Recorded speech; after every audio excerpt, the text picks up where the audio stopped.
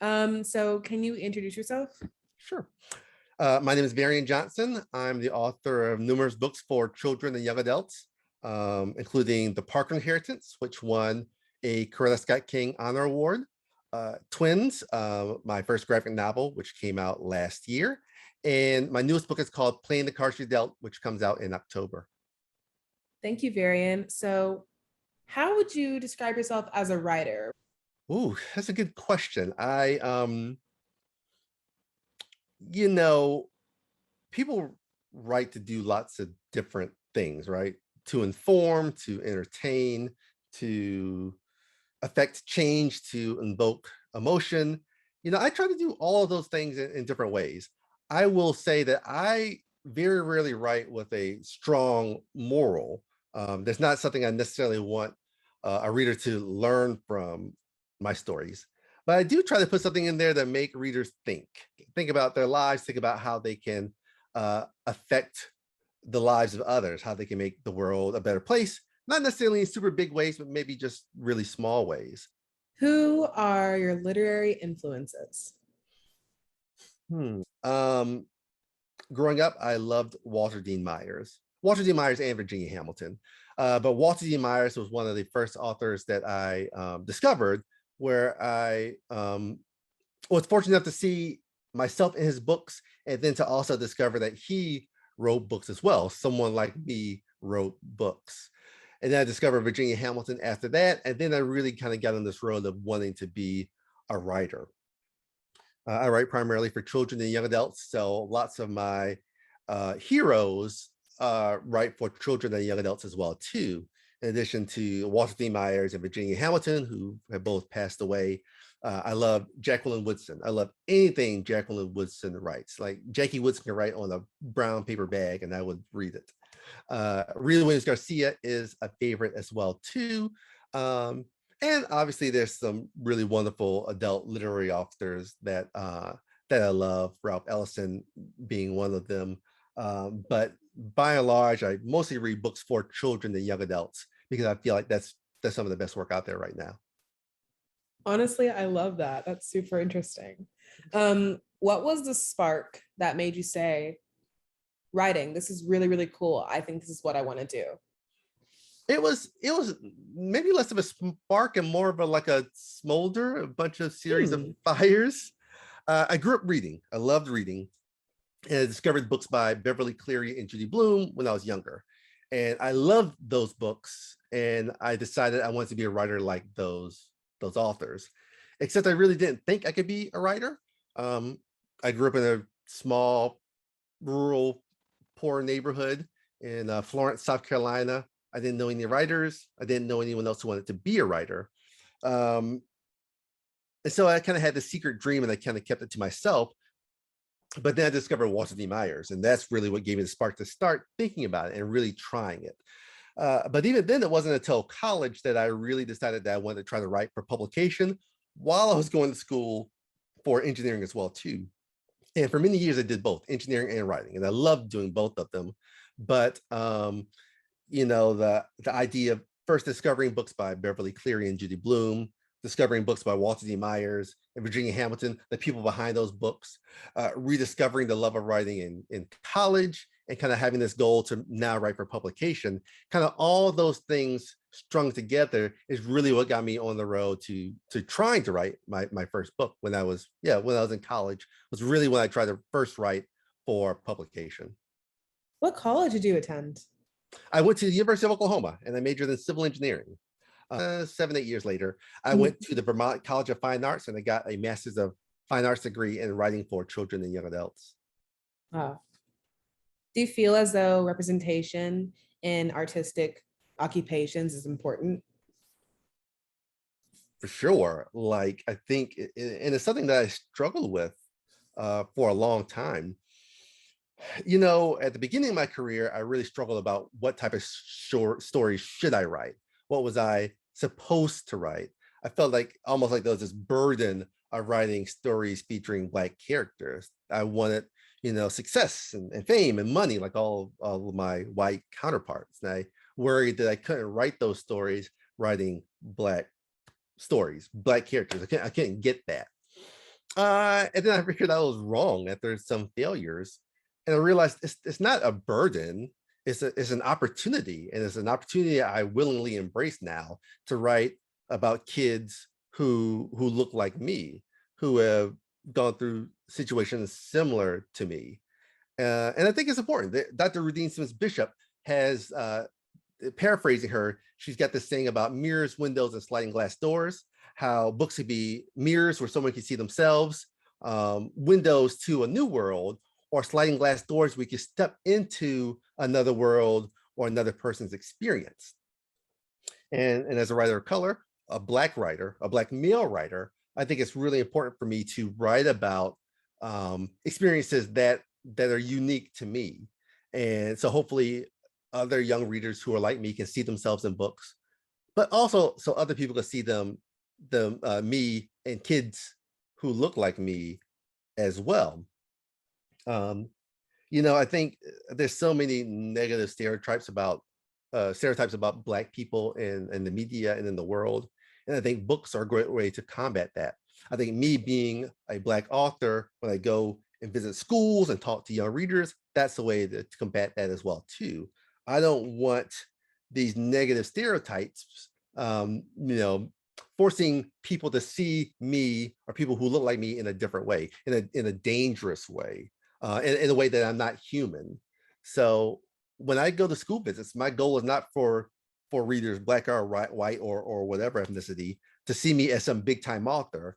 My goal is for them to see me as a normal person, as a human being just like them, and that I am just like them, and they can achieve some of the same things that I have.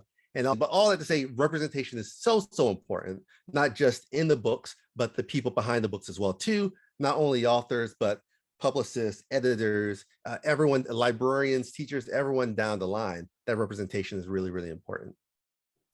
What is the toughest part about being a writer? Is it about finding a space for your writing, or is it something else? It depends on the book and it depends on the day. I Hmm. think first draft is usually the hardest thing for me. I love the revision process. But also, again, having the dedication and the time to sit down and write, maybe not every day, but on some type of schedule to stay on schedule. That can be hard when there are lots of other things kind of nipping at your heels, trying to take you away from that goal. What makes the revision process enjoyable for you? I just love that I can shape the story. Like all the time you hear authors talking about how this character just took over and they went with the story, they followed the character. And I think that's all well and fine and good. I just don't prescribe to it. Like I wrangle that character back into place. Like I'm the puppet master, I am the god of this story. And so I love shaping it and emphasizing certain things and de-emphasizing other things and figuring out the theme of a story. I mean, there's certain themes or motifs that I want to be present and strong in the story.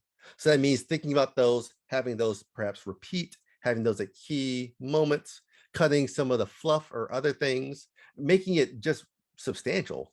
I teach writing as well, and I tell anyone when you're writing, your goal is to take the bad stuff and get rid of it and replace it with good stuff.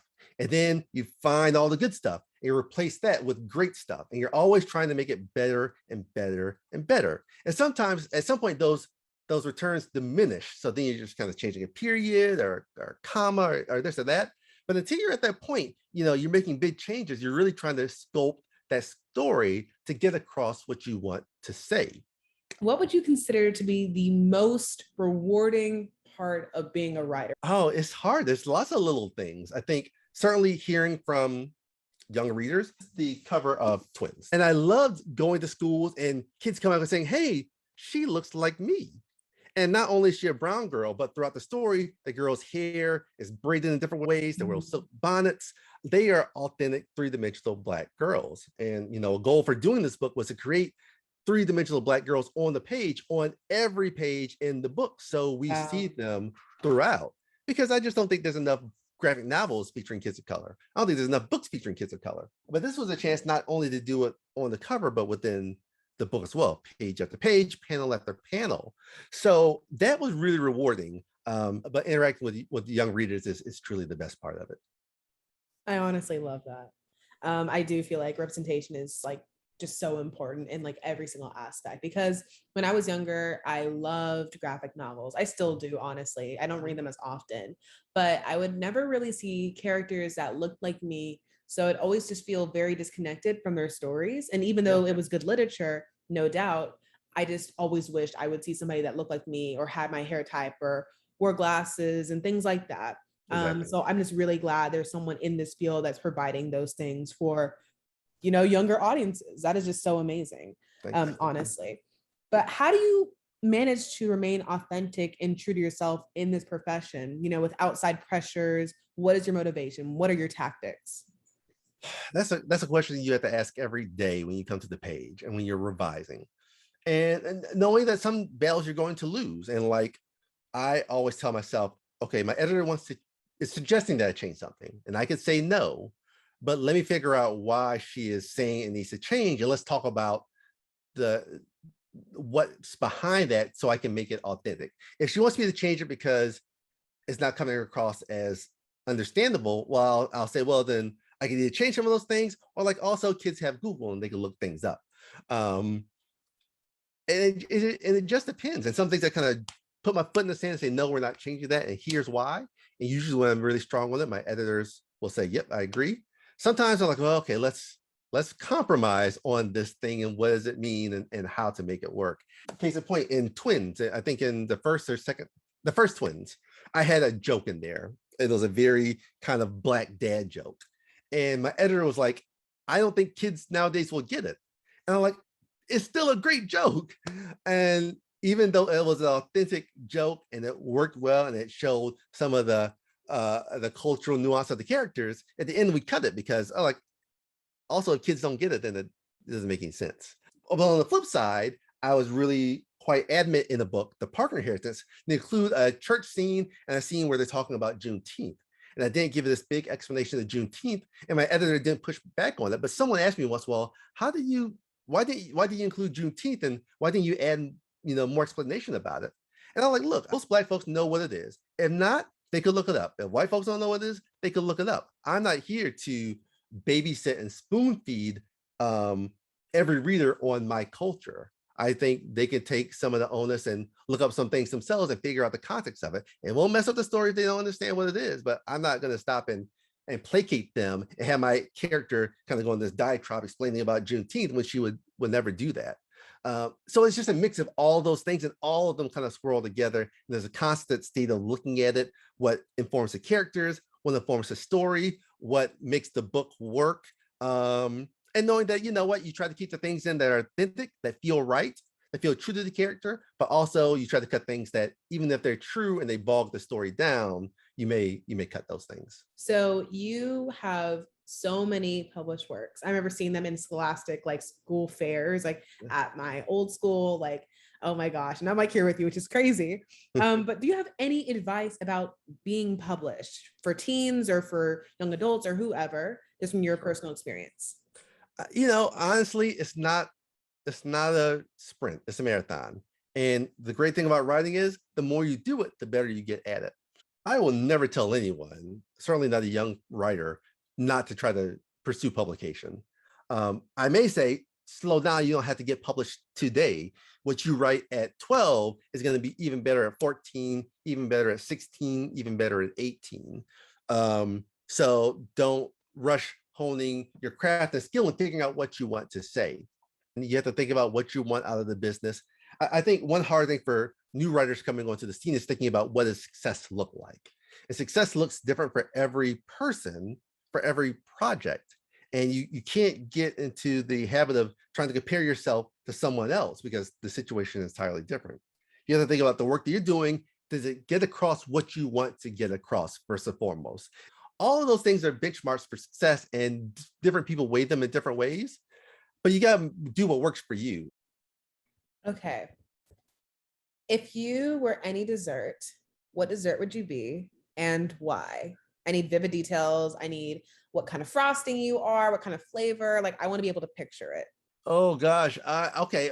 I would probably be, so I'm a sucker for butter pecan ice cream. I love butter pecan ice cream, but I love it on a waffle cone, and I love it with like a bit of salt, like, which sounds weird, but like a little, like I like it if it skews a little bit on the saltier side. I love that together so much.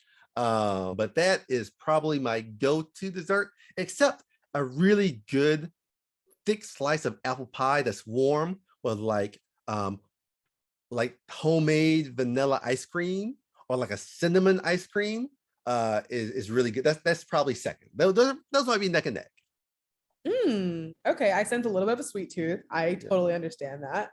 Um, okay, so before we close out, do you have any last minute tidbits for teen writers or teens anywhere? First, teens everywhere, everyone is a writer. All of you are storytellers, whether you are writing it down to try to become a book or just a story, whether you're writing a song lyric, whether you're writing a rap lyric, whether you're writing a poem, whether you're telling your friend a story or telling your brother or sister story when you're tucking them in. We're all storytellers. We all have stories to tell, and those stories have power. So hold on to that power and think about how you can use those stories to inform or entertain or make people laugh or cry or think. I think that's really important. And I think it's important for us not to say, oh, well, someone's not a writer because of this, that. I don't care about the writing. I care about us being storytellers and being in control of our own stories. It's hard for people to write every day. I don't expect writers to write every day. I don't write every day. But I think you have to be disciplined and dedicated. I think for young writers, if you can set a schedule and write 3 times a week, even if it's only 15 minutes, those 15 minutes, those 30 minutes, whatever the case is, they add up over time. And you get better and better and better the more you do it. Everything is all about making it better. And I think we sometimes get caught up in, if we do something first and it's really bad, well, we have to practice for track and basketball, and we have to practice that math. We have to practice at all these other things. So why is writing any different? So that's my suggestions. Practice, read as much as you can, write as much as you can, and embrace being a storyteller. Embrace your stories. They are all important. Everyone has something important and interesting to say and to share with the world, whether that's one person or hundreds or thousands of people. That's beautiful. I love that. Do you want to shout out your socials? Sure. Instagram is Mr. Varian Johnson. Twitter is Varian Johnson. And I know y'all young folks don't use Facebook, but for like the two of you out there who do, I think I'm at Varian Johnson on Facebook. Not that you'll find me there. And I don't do TikTok yet. I'm scared of it. So maybe one day. Well, thank you for coming. Thank you for answering these questions and for giving some beautiful advice and tidbits and history and stories to our audience. I know that I appreciate it. I know our hashtag Teen Writers Project family and team appreciates it. And just thank you for coming. Thank you so much for having me. Yeah, of course. Bye. Bye.